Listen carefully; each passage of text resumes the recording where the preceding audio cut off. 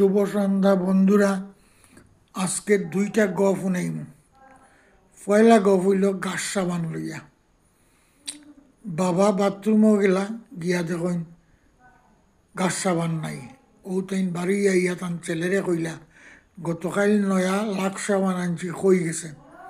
ছেলে কইল সাবান তো শেষ হয়ে গেছে। বাবা কইল এইটা কেটা মাতস, একদিনে গাছ সাবান কেমনে শেষ হইব?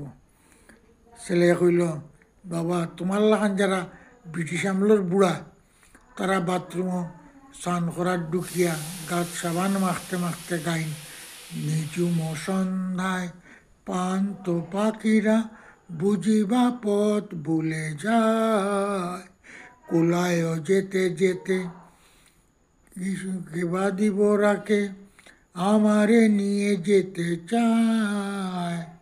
এটা ঠিক বুটোর উপরে ব্রাশ চালাইবার লাগান।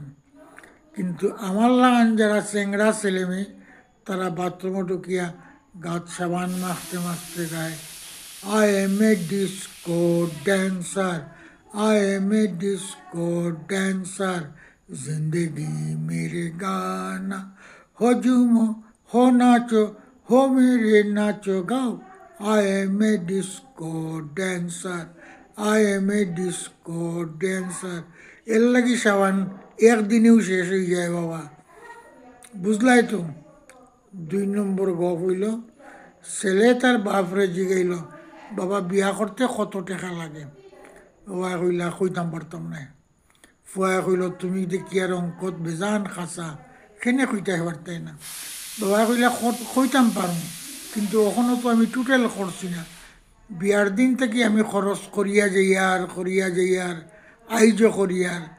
এর লাগে আমি ঠিক করছি মরার দিন যখন আমার প্রাণ যাইত, এর আগ মুহূর্তে আমি টোটাল করবো, করিয়া আমি তোরে কইতাম পারবো বিয়া করার কত টাকা খরচ হয়েছে।